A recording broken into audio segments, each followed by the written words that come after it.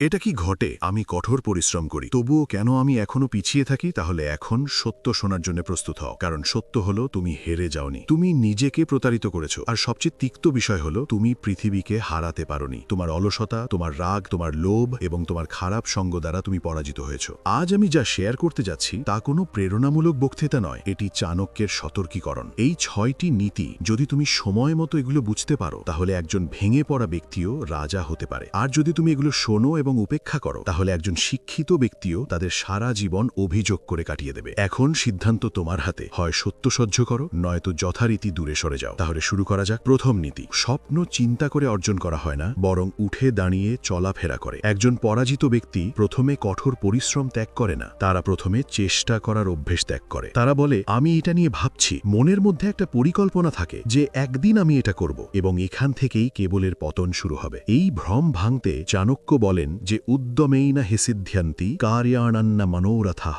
না সুপ্তস্য সিংহস্য প্রবিশন্তি মুখে মৃগা। এর অর্থ খুবই সহজ, কিন্তু এর প্রভাব খুবই গভীর। কাজ কেবল ইচ্ছা দ্বারা সম্পন্ন হয় না, সাফল্য কেবল কঠোর পরিশ্রম দ্বারা অর্জিত হয়। ঠিক যেমন হরিণ ঘুমন্ত সিংহের মুখে হেঁটে আসে না, তেমনি সাফল্য প্রচেষ্টা ছাড়া আসে না। এখন এটিকে আপনার জীবনের সাথে সম্পর্কিত করে বুঝুন। আপনি যদি দরিদ্র হন এবং কেবল ধনী হওয়ার স্বপ্ন দেখেন, যদি তুমি ব্যর্থ এবং কেবল সাফল্যের কল্পনা করছো, যদি তুমি প্রতিদিন বলো আমি আগামীকাল থেকে কঠোর পরিশ্রম শুরু করব, তাহলে তুমি ঘুমন্ত সিংহের মতো, শক্তিশালী কিন্তু ঘুমন্ত। পৃথিবীর নিয়ম নিষ্ঠুর, পৃথিবী শক্তিশালীদের সাথে আচরণ করে না, জাগ্রত ব্যক্তিকে সুযোগ দেয়। চাণক্য বলছেন না যে স্বপ্ন দেখো না, তিনি বলছেন যে স্বপ্ন তখনই সত্যি হয় যখন শরীর নড়ে, হাত নড়ে এবং ঘাম ঝরে। মনোরথ মানে কেবল মনের ইচ্ছা, আর উদ্যম মানে ঘুম থেকে ওঠার পর কর্ম। যে ব্যক্তি কেবল চিন্তা করে সে আজীবন চিন্তাশীল থাকে, আর যে ব্যক্তি প্রতিদিন একটু চেষ্টা করে একদিন সেই কৃতিত্ব অর্জন করে যাকে মানুষ ভাগ্যবান বলে। কিন্তু সত্য হলো,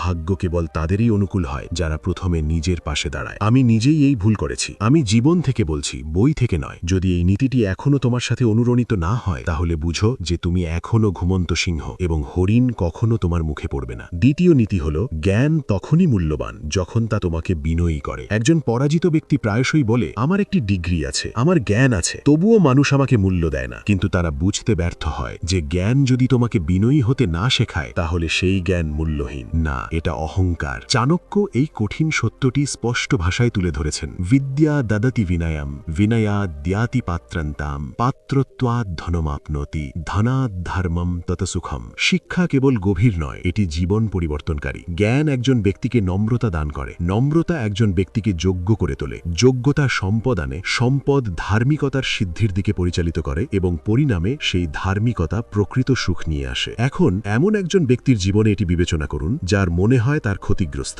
যার জ্ঞান আছে কিন্তু কৌশলের অভাব রয়েছে, যার অনেক কিছু জানা আছে কিন্তু অন্যদের ছোট করার অভ্যেস রয়েছে, যিনি সর্বদা প্রমাণ করতে চান যে তারা সবচেয়ে জ্ঞানী। এমন ব্যক্তি কখনো অগ্রগতি করতে পারে না, কারণ পৃথিবী জ্ঞানের চেয়ে নম্রতাকে বেশি মূল্য দেয়। চাণক্য বলেছেন যে জ্ঞানের প্রথম প্রমাণ আপনি কতটা জানেন তা নয়, জ্ঞানের প্রথম প্রমাণ আপনি কতটা নম্র। নম্রতা দুর্বলতা নয়, নম্রতা হলো সেই শক্তি যা আপনাকে যোগ্য করে তোলে, এবং যোগ্যতা হলো সেই দরজা যার মধ্য দিয়ে সম্পদ, সম্মান এবং সুযোগ প্রবাহিত হয়। একজন ব্যক্তি হাজার হাজার বই পড়লেও নম্রতা শিখতে পারে না, কিন্তু সে জীবনের মৌলিক বিষয়গুলো শিখতে পারে না। সে বারবার পরীক্ষায় ফেল করে।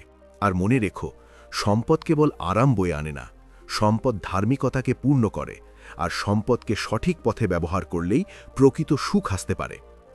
আজ যদি তুমি ব্যর্থ হও, তাহলে নিজেকেই প্রশ্নটি করো, আমার কি জ্ঞান আছে নাকি শুধু অহংকার? যে ব্যক্তি নিজেকে সম্মান করে সে এইসব বিষয় উপেক্ষা করে না।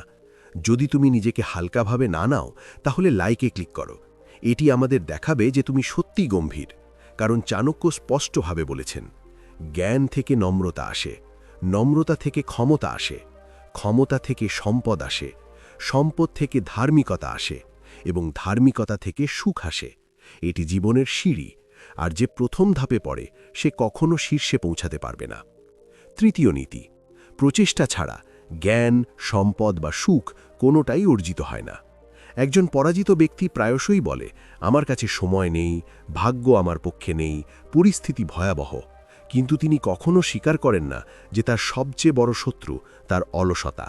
এটাই সত্য, এবং কেউ এই সত্য পছন্দ করবে না। চাণক্য এই তিক্ত সত্যটি সহজভাবে বলেছেন, কোনো বাক বিচ্যুতি ছাড়াই।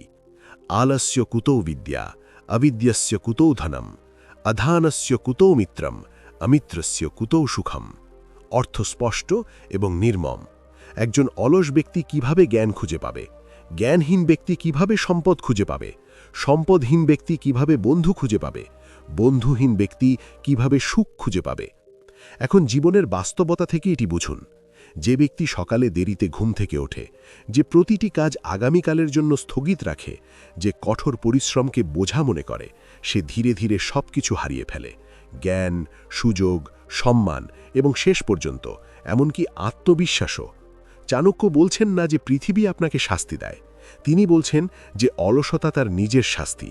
অলসতা জ্ঞানকে আটকে দেয়, অজ্ঞতা সুযোগকে হত্যা করে, দারিদ্র্য রশ্মিকে দুর্বল করে এবং একাকিত্ব একজন ব্যক্তিকে ভেতর থেকে ভেঙে দেয়।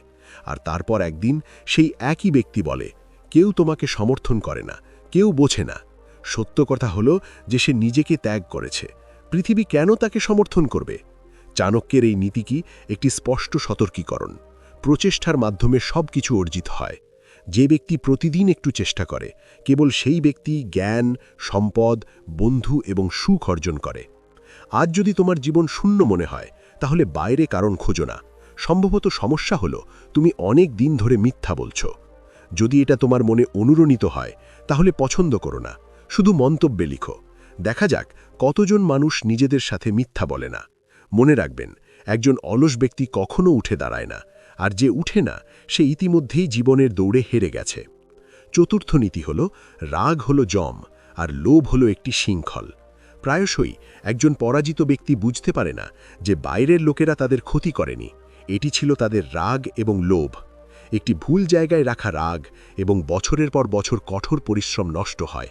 একটি ভুল জায়গায় রাখা লোভ এবং আপনার পুরো জীবন একটি শৃঙ্খলে পরিণত হয়। চাণক্য এই মারাত্মক সত্যটি তুলে ধরেছেন।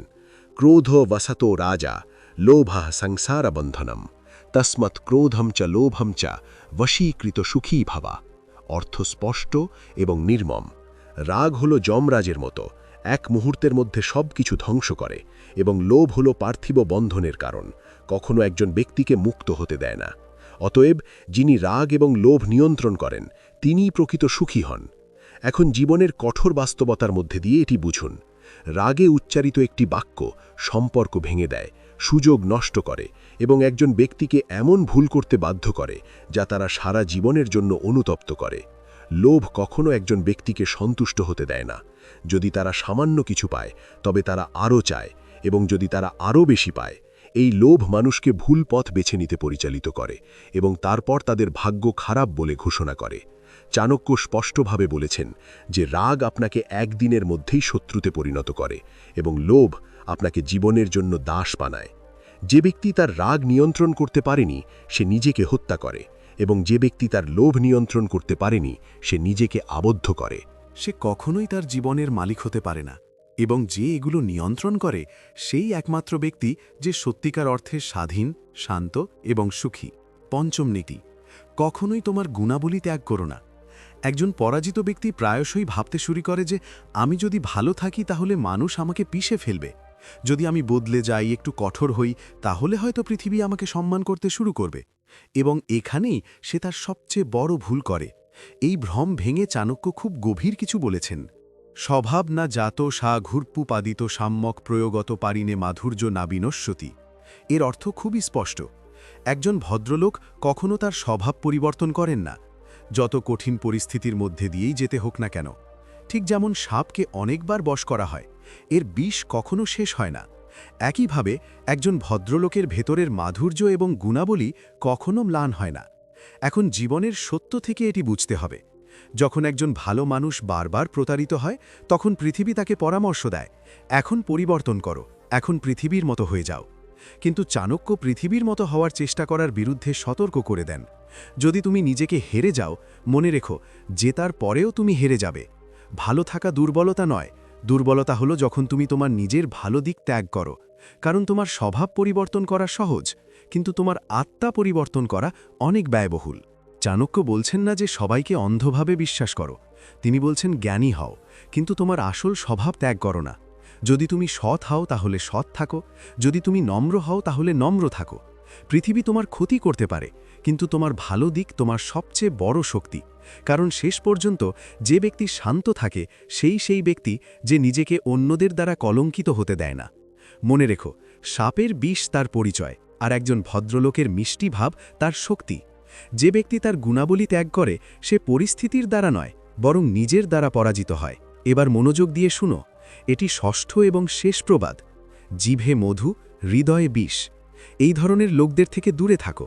একজন পরাজিত ব্যক্তি প্রায়শই বুঝতে পারে না যে তার সবচেয়ে গভীর আঘাত শত্রুদের কাছ থেকে নয়, বরং তার চারপাশের হাসি মুখ থেকে আসে, যারা তার মুখে মিষ্টি কথা বলে। প্রায়শই সেই একই ব্যক্তি পেছন থেকে সবচেয়ে ভয়াবহ আক্রমণ করে। তুমি কি বুঝতে পারছো? আমি জানি তুমি বুঝতে পারবে না, আর যদি এই লাইনটা কামড় দেয় তাহলে কেটে ফেলো, কিন্তু সত্য কাটা যাবে না। চাণক্য এই বিপজ্জনক সত্যটি উন্মোচন করেছেন এই বলে, দুর্জন প্রিয়বাদী ন ভবেত স্বজন এভি মধুতস্য হৃদয় হলাহলম। অর্থটি সহজ এবং তিক্ত উভয়ই। একজন দুষ্ট ব্যক্তি কখনোই তার প্রিয়জনদের প্রকৃত শুভাকাঙ্ক্ষী হয় না। তার জিভে মধু থাকতে পারে, কিন্তু তার হৃদয় বিষে ভরা। এখন একটি বাস্তব জীবনের গল্প থেকে এটি বুঝুন। যে ব্যক্তি প্রতিটি বিষয়ে তোমার প্রশংসা করে, যে ক্রমাগত বলে তুমি গ্রহাণ, তোমার চেয়ে ভালো আর কেউ নেই, কিন্তু যখন সিদ্ধান্ত নেবার সময় আসে তখন সেই একই ব্যক্তি তোমাকে ভুল পথে ঠেলে দেয়। দুষ্ট ব্যক্তির আচরণ বাইরে থেকে মিষ্টি, কিন্তু তার উদ্দেশ্যগুলি গভীরভাবে দুষ্ট। সে তোমার দুর্বলতাগুলি জানে, তোমার বিশ্বাসকে কাজে লাগায় এবং সঠিক সময়ে তোমাকে ভেঙে ফেলে। তাই চাণক্য সতর্ক করে বলেন, মিষ্টি কথা দিয়ে নয়, আচরণ দিয়ে মানুষকে চিনুন। যে ব্যক্তি তোমার পিছনে সমালোচনা করে সে তোমার ব্যর্থতায় গোপনে খুশি হয়। সে যতই কাছের লোকের ভান করুক না কেন, সে আসলে তোমার সবচেয়ে বড় শত্রু। একজন পরাজিত ব্যক্তি প্রায়শই হেরে যায় কারণ সে ভুল মানুষকে বিশ্বাস করে। সে তাদের নিজের মনে করে, কিন্তু সেই লোকেরাই তার ভিত্তি নড়ে যায়। যদি তোমার জীবনে কেউ কখনো মিষ্টি কথা বলে তোমার সাথে বিশ্বাসঘাতকতা করে থাকে, তাহলে মন্তব্যে কেবল একটি শব্দ লেখো, অভিজ্ঞতাটি মনে রেখো। প্রকাশ্যে যে বিষ দেখা যায় তা এড়ানো সহজ, কিন্তু মধুতে যে বিষ লুকিয়ে থাকে, যে এর সাথে পরিচিত হয়েছে সে ধীরে ধীরে সে শেখে এটি চাণক্যের। এটি আরও বলে যে জীবনে কেবল তারাই এগিয়ে যায় যারা মানুষকে চিনুন তাদের আসল চরিত্র দিয়ে, মিষ্টি কথা দিয়ে নয়। এটি আপনাকে একটি শিক্ষা দেয়। যদি আপনি এই ভিডিওটি পছন্দ করেন তাহলে বুঝতে হবে যে আপনার ভিতরে এখনও একজন জীবন্ত মানুষ রয়ে গেছে। কিন্তু যদি এই ভিডিওটি তিক্ত মনে হয় তাহলে হয়তো সত্যটি আপনাকে কোথাও আঘাত করেছে। এই ভিডিওটি সবার জন্য ছিল না, এটি শুধুমাত্র তাদের জন্য ছিল যারা সত্য সহ্য করতে পারে। যদি আপনি এতদূর পৌঁছে থাকেন তাহলে লাইক দিয়ে প্রমাণ করুন। আর হ্যাঁ, যে ব্যক্তি তিক্ত সত্য সহ্য করতে পারে কেবল সে ভবিষ্যতে মিষ্টি জীবনযাপন করে। যদি আপনি চান পরবর্তী ভিডিওটি আরও তিক্ত এবং সত্যবাদী হোক তাহলে এখনই এই চ্যানেলটি সাবস্ক্রাইব করুন। পরবর্তী ভিডিওতে আরেকটি সত্য নিয়ে দেখা হবে।